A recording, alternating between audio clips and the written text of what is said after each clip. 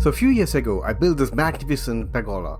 Now there are like 4 related build videos of this on my channel and they have a combined view of over 1 million. So if you're a long time subscriber from then, you may have noticed that there's one part missing to it.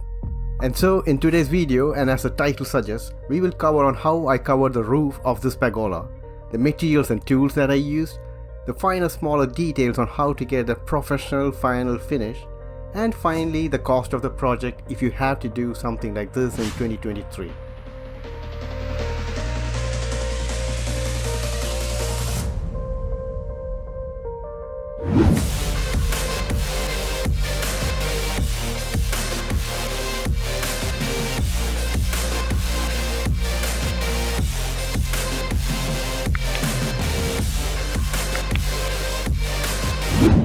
Now my pergola spans around 4.8 meters wide and it stretches around 2.5 meters forward. Now let's quickly run through the main materials that are required. So as I mentioned earlier, for the roof I went for these 10mm bronze tinted polycarbonate sheets. The other accessories includes this F-profile aluminium channel that will be used at the 3 edges, that is on the walls, and it will flank on the left and the right hand side of the entire roof structure. Next are these rafter bars. Now these are sections that hold the polycarbonate sheets down. Now these are also meant for 10mm polycarbonate sheets. And finally you have the sheet enclosures. Now this will be used at the front of your roof to provide the drip edge. So the very first step now is to install the rear F-profile. This F-profile is where the rear of the polycarbonate sheets will slide in. And to get the angle and the height right, I placed a rafter bar on the roof, butted it up against the wall, and added an angle shim to get it parallel to the wall. This shim will be used behind the F-profile to get the same angle. Now back on the roof, I used a couple of wooden spacers to get the height just right.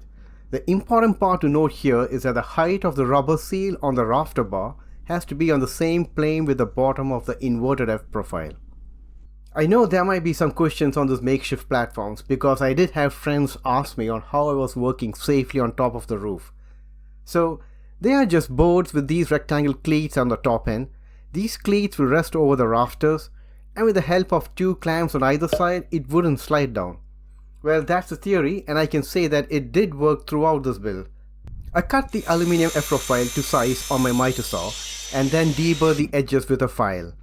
Next, I pre-drilled the holes for the screws that will hold the F-profile onto the brick wall. I drilled 2 holes at an elongated fashion so that it gives some wiggle room when you need to align the holes that will be eventually drilled onto the wall. These holes were spaced around 60 cm each and with the edges at around 4 cm out.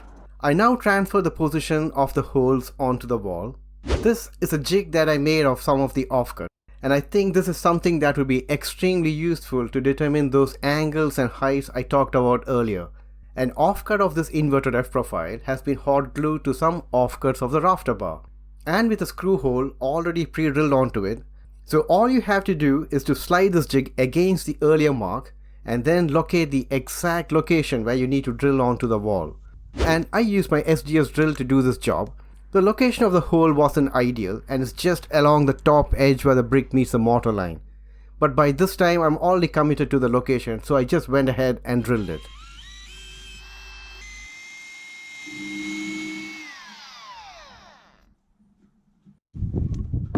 Here is an example to see how useful those platforms are.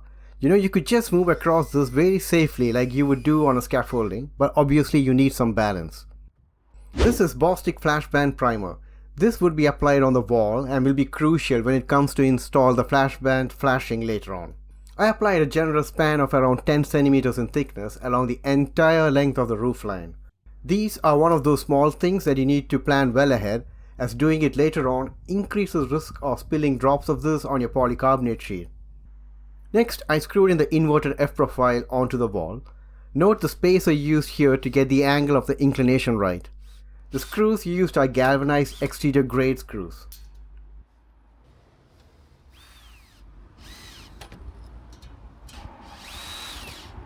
And there is no need to silicone it over here because as these gaps are at the rear and the screw heads, they will all be protected later on by the flashband. Next step is to install the F profiles at the edges as being shown over here. But there's one complication which I'll come around in a minute. So I marked the length of the F-profile and trimmed them down to size, and also sharpied the cut edges black. But before installing these F-profiles at the edge where it meets the wall-mounted inverted F-profile, to get a tight fit, you have to trim out a notch at this very rear. This is so that it can just marry and sit flush with the wall's F-profile at the end. If you have an angle grinder, this is the best thing to do with it. You can also do this manually with a hacksaw as well, but the finished cut line might not be that straight.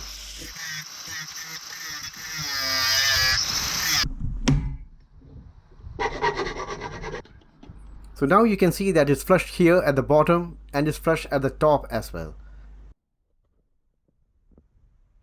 And all the rough edges, if it's exposed, will get 2 coats of the matching paint. At the other end, I also cut the tip at an angle to give it a custom profile. Now this is partially influenced by seeing Keith Brown do something similar on his Pergola roof build. Now this brings us back neatly to this stage of the video. Next I need to mark the positions where the F-profile will get screwed on to the roof rafters. Having marked all the screw positions, using a drill press, I then drilled the pilot holes. Back on the roof, I slided the F-profile back into its final location, and I also added a rafter bar underneath to get it the correct height. Then drilled some pilot holes on the rafter ends and used exterior galvanized screws with a fixing button to cap it off. But before closing it, I added a dash of silicone as well, and then closed the button caps. And with that, the F-profile on the right hand side is now fixed. Now let's talk about the rafter bars. The cap on these covers have these 2 prong-like shapes which will snap onto the aluminium bar and hold it down tight. It also has this rubber gasket which you need to cut it down first, and then you need to slide it in between these grooves. Do note the orientation of the rubber flap on the side, that it points outwards of the bar. Next I placed the 2 rafter bars and a polycarbonate sheet on the roof as a template, and this is to measure the length to cut the bars, and I decided to add a 12 cm overhang. While on the roof, I also marked the positions where to drill the pilot holes to fasten the rafter bar onto the roof.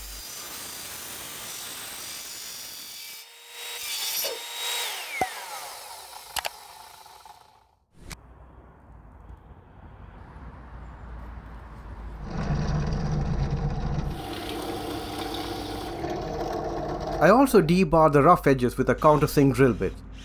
Now I pushed the first rafter bar against the F-profile and made sure that the rubber seal sits firmly against this.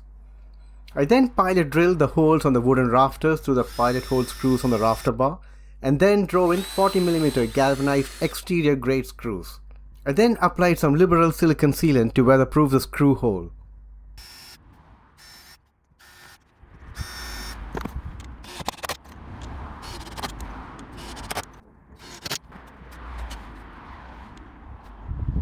Next is installing the polycarbonate roof sheeting.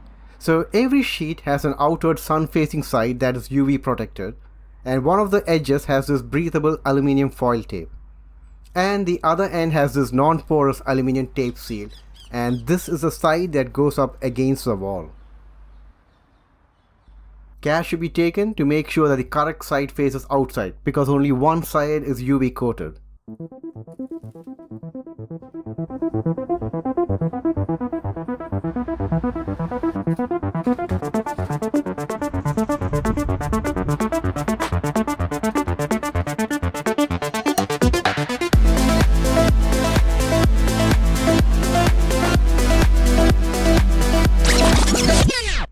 So after sliding in the sheet to its rough places, I temporarily placed some 5mm packers on the side to give it its recommended expansion gap.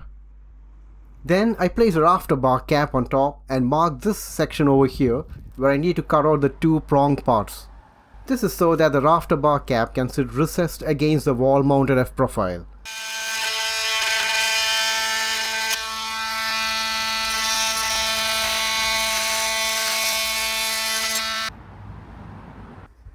Here is a sample using offcuts to determine what this intended cut is for.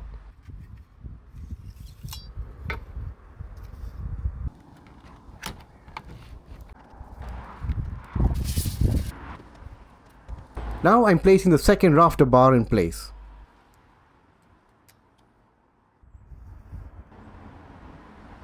And with the locations all tied in, it's time to install these fixing buttons. Now for my 2.5 meter length sheets, I'm using 2 fixing buttons on each of them. One just above the halfway point and the other one below. This is to hold the sheet in place during windy conditions and during snow. I'm using a 10mm drill bit initially to get through the top of that polycarbonate sheet. Then I switched to a 3mm drill bit to drill a pilot hole for the screw so that you can fix it to the wooden rafters. And then I vacuumed up all the swerve that was generated.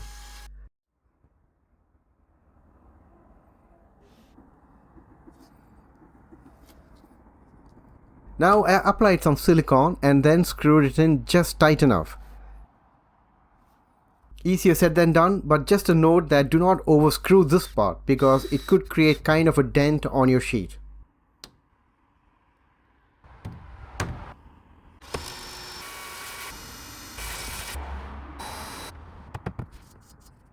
For flashing, I'm using this flash band, and to get the adhesion really going on, I'm using this J roller as well to press it in. So I cut a strip of this flashing just enough to cover the first sheet. I reckon that given my 5-meter span of the pergola, it's better to build up the flashing on every individual roof sheeting that I install. This may or may not suit your build, so do your own analysis beforehand. I've seen other makers struggle to get this flashing band out in one stretch at the very end of their roof installations. So this is the approach that I went for, and I personally recommend doing the same.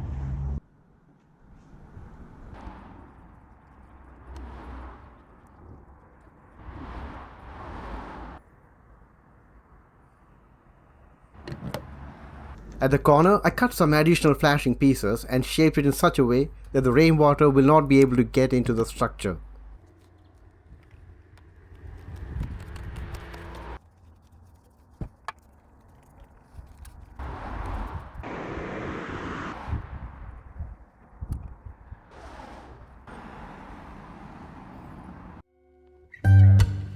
And here's a short time lapse of what I did over the next 2 days.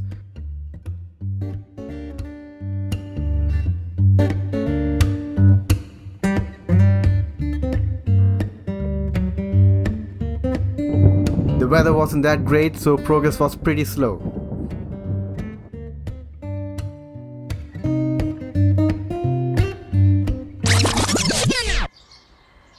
So the next day, it's looking like it's going to be a home run with just the last sheet to go. So I started out by setting the last rafter bar in place and then place a side F profile against it.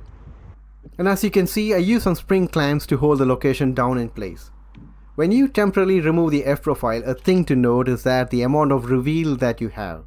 If you had screwed in the rafters at the very end, you would have got the measurement wrong.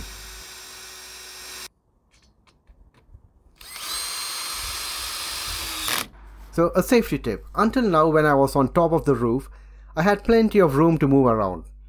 But for this last 60cm section, I used a couple of ladders to help me with the installation. This ladder on the front looks as if it's in an unsafe angle, and yes, you would be right to say so. However, I have driven in these 2 wooden pegs to stop the ladder from sliding away and have clamped the top part to the pergola structure. Now with the final rafters held in position, it's time to put the last polycarbonate sheet onto the roof and mark out the final dimensions. This will be the only sheet that you will need to cut to size, and according to me, the best way to cut this straight is with a track saw or with a circular saw with an edge guide. Any slight burrs will be hidden under the rafter bar, but you need to make sure to remove all swerves and all the dust particles.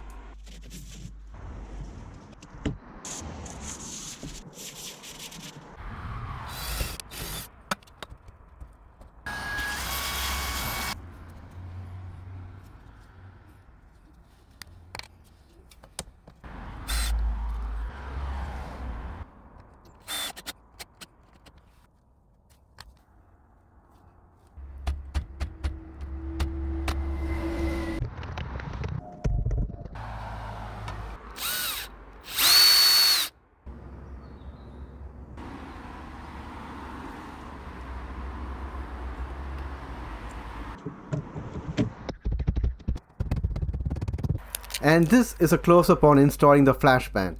The ambient temperature at this time was around 2 degrees, so it was pretty cold.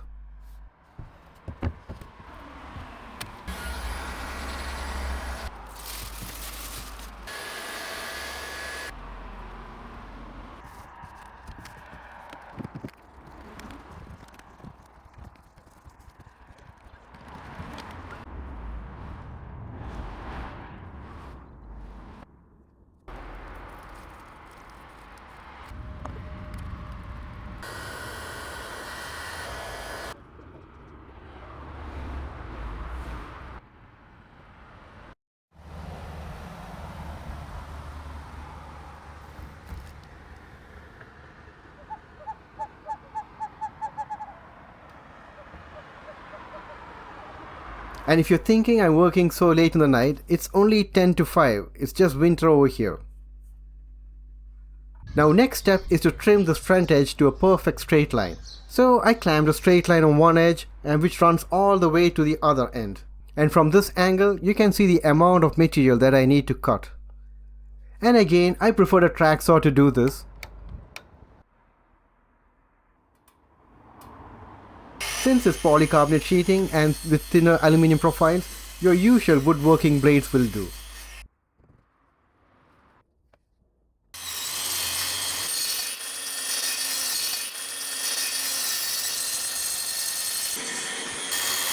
In case you are wondering on how the ladder was positioned, to avoid crushing the front edge of the polycarbonate sheet, I used this ladder standoff, which was securely clamped onto the pergola structure. Now the front cut edges have to be sealed up again, but before you do that, all the surface and tiny microplastic particles that has been thrown all around by the track saw has to be removed. And for that, I taped in a straw on my handheld vacuum and then just used that to get them out.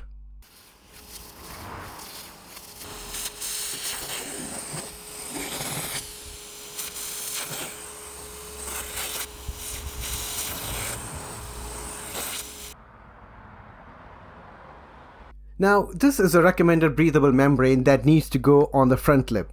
So I cut a section for each roofing sheet and made sure to press it completely to seal the adhesive on the front end. This membrane will seal the edge from bugs and spiders and all that from getting into your polycarbonate sheet tunnels, but it'll also allow moisture, condensation and all that to breathe out. The next step is to install the sheet closure. So they come in long lengths like these 3-meter ones. And I mark the size of the individual closure strips by placing the enclosure on the structure itself. So if the roofing sheet was say 60 centimeters wide, your enclosure was cut to around 58 centimeters. This gap is to give space for the final end cap, which will cover up the remaining area on your rafter bar. Next, I applied silicone on the top part of this and then slided it through the side. It is important to push the enclosure to the correct depth, which is the first ridge on your sheet enclosure. Do not press the enclosure in fully, as this gap has to be maintained to allow natural air to flow in. And this is to remove any built-up moisture. Furthermore, these weep holes over here will help in draining out any remaining moisture and condensation. With all that, now let's install the final piece of this roofing system, and that's these end caps. These are just siliconed in from within the rafter bar, as well as siliconed in on the outside ridge. And that's basically it, folks. Thanks for sticking around, and if you haven't yet, subscribe to the channel and see you in the next one if you like my content. And don't forget to like and comment, as that'll greatly help my channel out. Alright, I hope this was useful and see you in the next one. Thanks!